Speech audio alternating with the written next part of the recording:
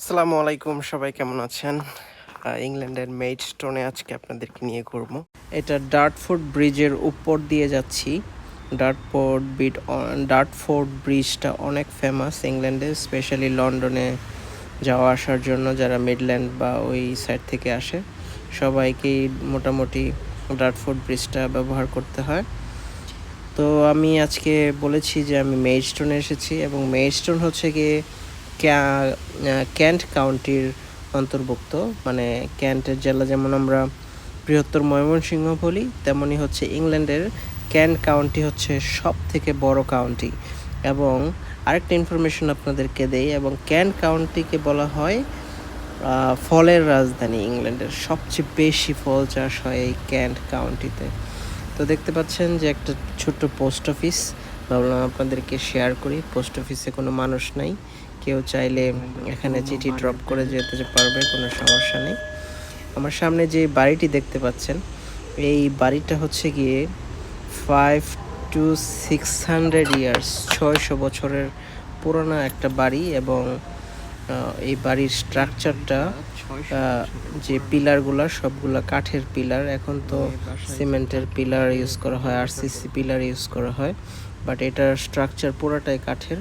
এবং বাড়ির ভিতরের সম্পূর্ণ সব কিছু হচ্ছে গিয়ে আপনার কাঠের। আর এখন যারা বসবাস করে এই বাড়িটাতে, তারা আমাকে বললো এটা হচ্ছে তারা 50-60 বছর ধরে এখানে বসবাস করে এরকমই। এখন আপনাদেরকে নিয়ে যাচ্ছি একটা আপেল বাগানে।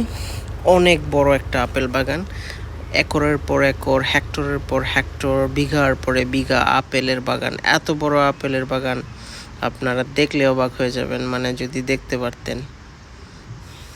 এটা হচ্ছে একটা আপেল বাগান, প্রচুর আপেল ধরে আছে কাছে, এখনো ছোট ছোট আপেল, এখনো ম্যাচিওর হয় নাই।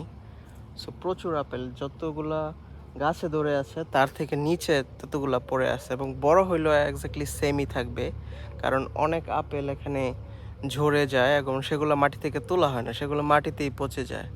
যেগুলো গাছে থাকে অনলি সেই আপেলগুলা পিক করা হয়। সো দেখতে পাচ্ছেন কি পরিমাণ আপেল। আমি আপনাকে জুম করে দেখাই যে অলরেডি ছোট থাকা অবস্থায় কি পরিমাণ আপেল নিচে পড়ে আছে। বাংলাদেশ হলে তো এগুলো হয়তো আচার বানিয়ে ফেলতো, একটা আপেলও ছোট হোক বড় হোক ফেলতো না। একটু জুম করে দেখাই তাহলে বুঝতে পারবেন। এই যে আপেলের বাগানে আসলাম, এই যে দেখেন আপেল, কত আপেল ধরে আছে গাছটাতে, এবং গাছের নিচে দেখেন কি পরিমাণ আপেল পড়ে আছে। অনেক আপেল পড়ে আছে, কি পরিমাণ আপেল ধরে আছে। এবং গাছগুলো ওরা ছোট রাখে, গাছগুলো ওরা বড় করে না। বড় করলে মনে হয় হারভেস্টিং করতে সমস্যা হয়। শুধু গাছের নিচে দেখেন, গাছের উপরে দেখবেন না, তাহলে বুঝতে পারবেন যে কি পরিমাণ আপেল ধরে আছে। এদিকে একটু ছায়া কম, তো ওই জন্য আপেল কম দেখা যায়, তারপরও অনেক আপেল। ভিডিওতে একটু ভালো করে লক্ষ্য করে দেখবেন, প্রতি ঝুপে ঝুপে, পাতায় পাতায় আপেল। এখানের গাছগুলো নিচে পরিষ্কার না, তাই কি পরিমাণ আপেল পড়ে আছে বোঝা যায় না, এগুলা যেমন বোঝা যায়।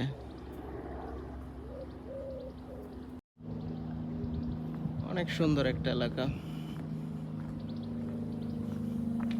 এটা গ্রামের একটা রাস্তা। যাই হোক, এগুলো হচ্ছে গিয়ে মেইডস্টোন এলাকার টিপিক্যাল রাস্তা এবং টিপিক্যাল বাড়িঘর।